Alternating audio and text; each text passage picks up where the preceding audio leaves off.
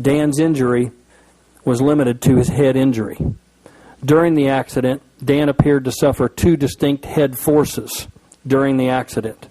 The first head force created levels through a head injury criteria, also known as a Hick number, that normally does not produce any injury.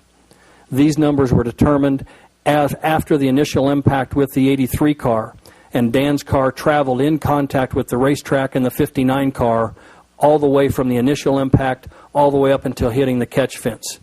During that crash sequence, the accident data recorder measured 12 or 13 impacts.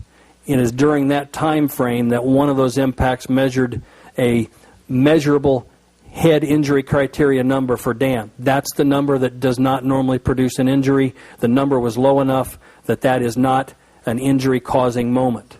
The second force was a physical force and a physical impact, and it is the second force that produced the non-survivable blunt force injury traumas to Dan's head. There was no evidence of mechanical or structural issues contributing to this accident.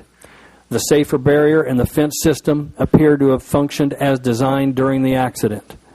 The impact with the fence that resulted in Dan's non-survivable injuries involved the circumstances of location, direction, and orientation that were the chance result of previous interactions.